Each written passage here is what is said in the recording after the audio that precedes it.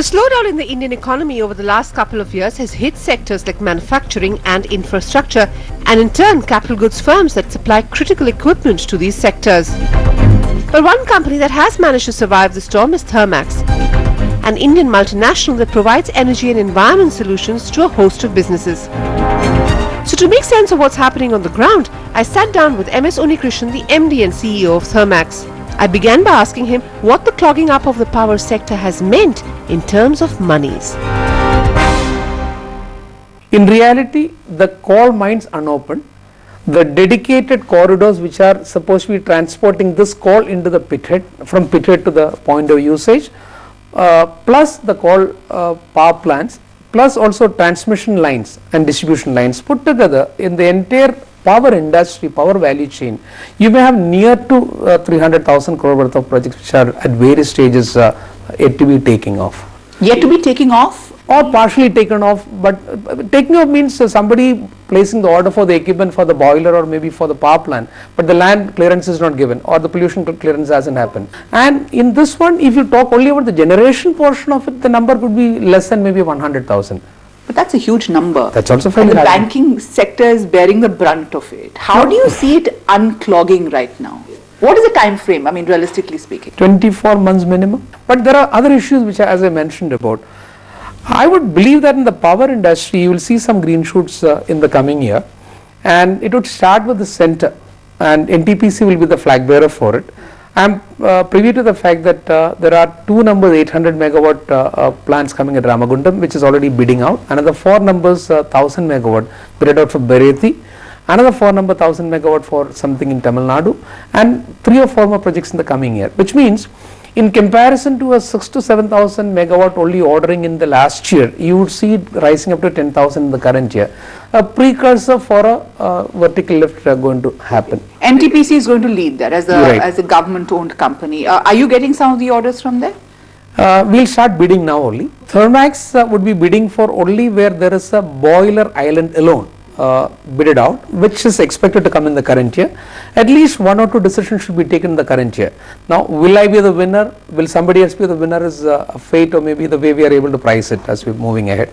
So, I would expect at least 1 order to be picked up for Thermax Babcock joint venture, where there is no order currently available from the country, from within the country. While Thermax is working to win the bids for NTPC's new projects, it has felt the impact of the slowdown as well. A case in point is its joint venture for manufacturing supercritical boilers, Thermax, Babcock and Wilcox Energy. So how is this piece of the business looking, and is it likely to take off soon? Currently, I can't think of any visibility barring for the projects which I mentioned about. There were no visibility at all for last year, entire year. Current year, as I mentioned about, projects are being spoken about, bids are being discussed, and bids will be coming out. So there is a visibility happening. Is the visibility going to be improving for the future? Yes, certainly. I am expecting it to be improving. Now, question is about it's 850 crore worth of an investment of Thermax. Not only Thermax, BHEL has got a substantial capacity built in. Larsen Chibro MHA has got capacity built in. Thermax Babcock has got capacity built in. Bharat Forge has got capacity. General Toshiba has got capacity, but there is nothing which is getting utilized in the country. So there is a absolute underutilization of capacity in India. Okay, so in this supercritical heavy engineering power related capacity, how much money have the big guys like you, Larsen, BHEL put in? If you have to look at the direct and indirect investment, because most of us depend a lot on the medium and small scale industry for the component manufacturing. The last estimate available to us is something like maybe a 30,000 crores of rupees of investment lying idle for manufacturing power equipments and accessories at this point of time. This is a very, very tough situation from the likes of it. So do you think we are going to get back to the growth stage? Because what we are facing right now also, Mr. Unnikrishnan, is the lack of orders, fresh orders between 2012, 2013, when the whole system got kind of clogged. How long before we come back to a growth phase in power? I would believe the growth will be in terms of ordering out and revenues being recognized by the capital equipment companies, and the power companies start making power and they delivering to their balance sheet. So the capital goods companies are at least 24 to 36 months away from, because an order coming in say within the next 6 months also, somebody were to get an order in the next 6 months time, for them to start the work, engineering completed, manufacturing started, and the site work to be getting on 12 months from there afterwards. So 18 months for starting, for it to regularize and catch on as a 24 to 36 month period which I mentioned. Let's talk about Thermax itself. You've got an increasing amount of revenue coming from international operations, but the euro has been extremely volatile and weak. What is the impact of that on your balance sheet and your books? Two impacts, one is good, one is bad. The good one, let me start on with. We got companies in Europe, Danstoker in Denmark, Boiler Works in Denmark, Refox in Germany, Thermax Europe Limited in London. So with euro becoming very almost at parity with dollar, the competitive edge of our organizations in Europe is increased in comparison to their competition in the rest of the world. So they should be able to capitalize on the lowered euro and should be able to export out of Europe. That's a good one. But those being smaller edifices, the impact of that on the Thermax balance sheet may not be very high in numbers, but it could be positive. What are the negative which we need to be worried about and we should be able to look forward to?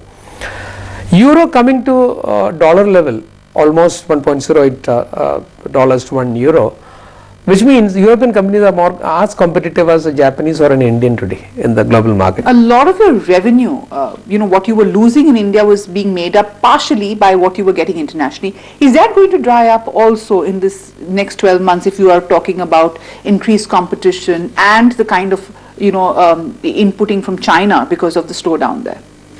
Thankfully, it is not so easily possible for others to dislodge just from the current position that we are in the international market. Our ability to grow faster, to take on new market, newer customers, there will be newer competition. In capital goods and engineering, if you are ensconced well with the company, with a good solution given, they experience you. So it is not so easily possible for somebody to dislodge just from our current set of customers in the markets. The newer markets and newer customers is where I mentioned the challenges would happen, but we have to be innovative. We are going to ensure that we are able to be cost competitive even in the current circumstance in comparison to Japanese or European, which I think we are capable.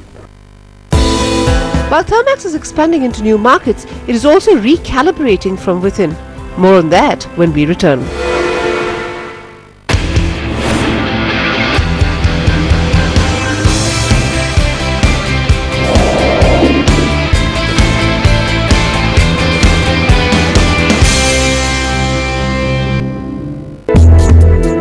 Thermax started out in 1966 manufacturing small boilers as part of a joint venture. And today, this Pune-based company has a presence across 75 countries. But the story of Thermax is not just about growing. It's also about how a family professionalized the company as it grew. So how has this impacted the journey of Thermax, and what are the lessons learnt? First of all, in my opinion, that is the only path available if you want to be growing faster and also sustain for a long term.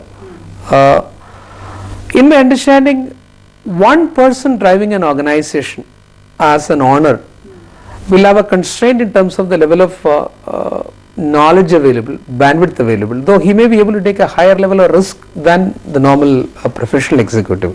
But sometimes the risk can be very risky also, because without having sufficient bandwidth and knowledge available.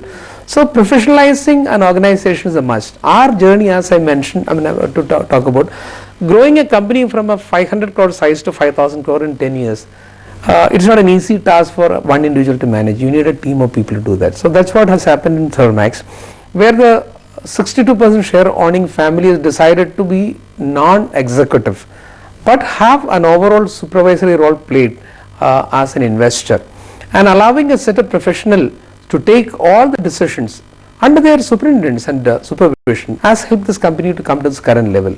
And more importantly, the growth is sustainable and it's not going to be a yo-yo, because it's not that something like entire Indian economy got lifted up, so we also got lifted up. No, we have grown by design. While the transformation within Thermax allowed it to grow, it was a smart strategy to go beyond energy and focus on environment that has really kept this company ahead. In fact, green could be the next big opportunity for Thermax. We are currently in 80-20 in that, 80% energy, 20% environment. And if you were to look at the way companies who have energy environment portfolios outside India, the way it happened is, once the society stabilizes in terms of its income to provide for its people, then they start worrying about environment. Then the environment takes off from energy. Second phase of growth of many companies had been in environment, not in energy. That's recognized in the world. So there is always a potential for this to be made into 50-50. And your question about what will be the future of environment then? It can be an independent company also, but under the same umbrella. So what is the visibility that you see over there, especially in the current ecosystem of what the government is doing on renewable energy? How have you, and I'm sure you've looked at that very closely, the policy framework, what are the areas which Thermax could really cash in on there? Solar is the first area, both thermal and thermal solutions, hybrid solutions, power, we can, water, which will be also, you may not recognize for a fact that a lot of water gets consumed in the power area. For every 1000 megawatt of electricity that you will be generating, you will be depriving a village of its entire drinking water. So by going for air-cooled condensers, you can reduce this entire water usage by 97%. Thermax is into that. So it is not only environment totally, also equipments going into energy production, which will reduce the impact on the environment.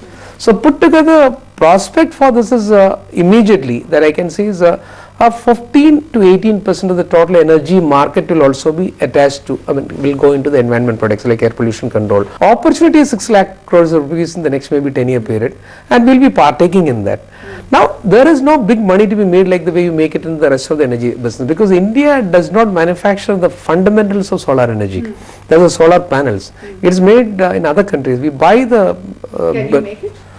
You need to be investing at $2 to $3 billion. In many senses, innovation is at the heart of energy at the end of the day, and a lot of your turnaround was also driven by innovation. How important is innovation and digital going to be to really transform the company and keep it ahead?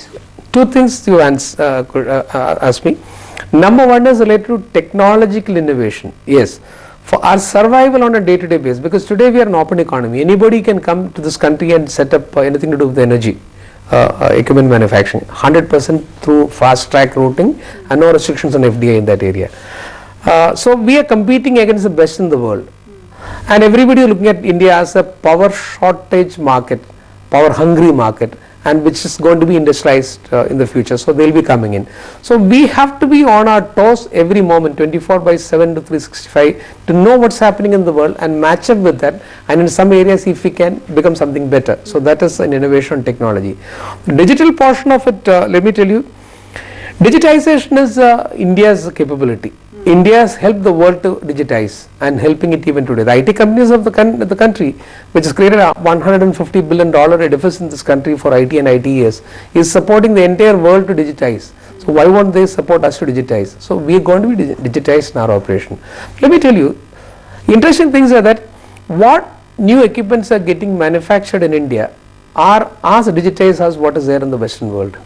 It's not like a primitive. People think So of you're already there. Already there. And how you digitalize a company is more important, I would say. While companies across the board will have to strike this balance for sustained growth, experts believe they will also need to become more flexible to keep up with change and volatility. What you need in today's volatile environment is flexibility, a lean and agile organization which is flexible and responsive to changes. And that's what digital technologies can help you build. An ultra flexible, ultra responsive organization which is responsive to changes in external market, in terms of consumer demand, in terms of commodity prices, in terms of currency fluctuations or regulatory changes. In addition, digital can help you build a virtually integrated enterprise wherein you can collaborate with a few strategic suppliers and focus on new product development and innovation and really build what we call as a virtually integrated enterprise, and therefore becoming globally competitive in these turbulent times. And this will become more crucial as Indian companies like Thermax become bigger global players. But what are the lessons learned from the new markets Thermax ventured into? We find out when we return.